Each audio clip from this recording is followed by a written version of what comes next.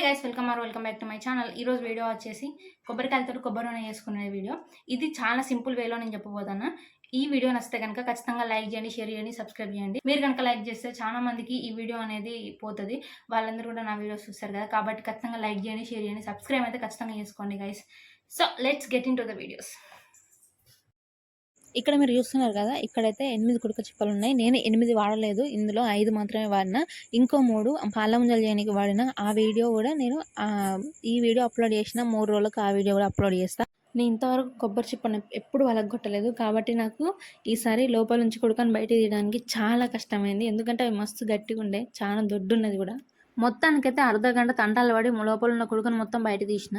ఈ కుడుకను మంచిగా మొత్తానికి తీసేసిన దాన్ని వాటర్లో వేసుకోండి. ఎందుకంటే ఇది నేను బోనాల పండుగ అప్పుడు మా ఇంటి చుట్టూరంగా ఉన్న వాళ్ళందరూ బోనాల పండుగ వేసుకుంటే అక్కడ నుంచి కుడుకలు తెచ్చుకున్నాను నేను. కాబట్టి దానికంతా బొట్టు గిట్లా అట్లాంటివన్నీ అంటి ఉంటాయి కాబట్టి దాన్ని మొత్తం నీట్గా కడుక్కున్నా. అట్లనే పైన పొట్టు ఉంటుంది కదా, ఆ పొట్టు ఆ పొరని మొత్తం గీకేయండి. నాకు అది దాన్ని ఎంత గీకుదామన్నా కూడా అది రాలేదు, ఎందుకంటే ఆ కొబ్బరి కుడుకలు అనేది ముదిరిపోయి ఉన్నాయి. సో నేను ఎంత దిద్దామన్నా రాలేదు, కాబట్టి నేను అట్లనే కోసి అట్లనే ఆ ముక్కల్ని చిన్న చిన్న ముక్కలుగా కోసి దాన్ని మిక్సీకి వేసిన. ఫస్ట్ ముక్కలన్నీ మెత్తగా పట్టిన తర్వాతకి ఒక 4 స్పూన్ల వాటర్ వేసి మళ్ళీ ఒకసారి మిక్సీ పట్టండి. ఇప్పుడు ఒక వెడల్పాటి గిన్నె తీసుకొని దానిపైన ఒక నీట్గా ఉన్న మంచి క్లాత్ వేయండి.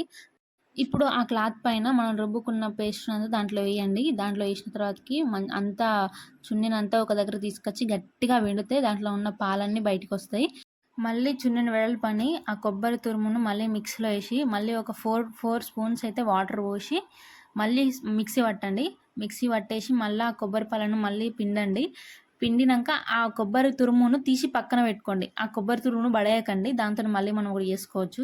అట్లనే ఉన్న కొబ్బరి ముక్కలతో అంతా అట్లా చేసేసి ఫ్రిడ్జ్లో పెట్టేయండి కొబ్బరి పాలను. నేనైతే ఈరోజు సాయంత్రం 3 గంటలకు పాలను ఫ్రిడ్జ్లో పెడితే రేపు మధ్యాహ్నం 12 గంటలకు పాలను ఫ్రిడ్జ్లో నుంచి తీసిన. నిజానికైతే ఇది 6 గంటల వరకు ఫ్రిడ్జ్లో పెట్టుకుంటే సరిపోతుంది. ఇప్పుడు ఆ పాలను ఫ్రిడ్జ్లో నుంచి బయట తీసిన తర్వాతకి పైన మొత్తం కొబ్బరి మీగడలాగా కట్టుకోబోతుంది. కింద మాత్రం కొబ్బరి దాంట్లో మనం వాటర్ పోస్తాం కదా, ఆ వాటర్ అంతా కింద ఆగిపోతాయి.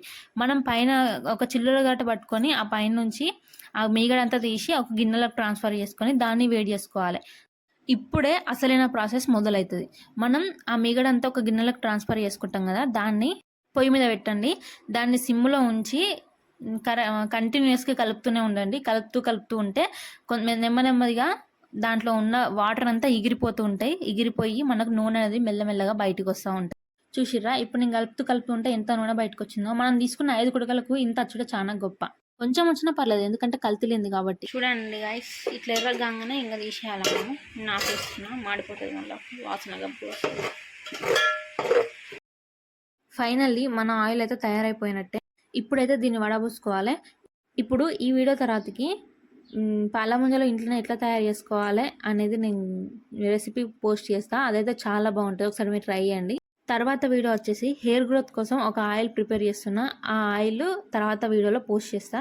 ఇప్పుడు మాత్రాన ఈ వీడియో నచ్చితే ఖచ్చితంగా లైక్ చేయండి, షేర్ చేయండి, సబ్స్క్రైబ్ చేయండి. ఖచ్చితంగా లైక్ చేయండి గైస్. Bye guys.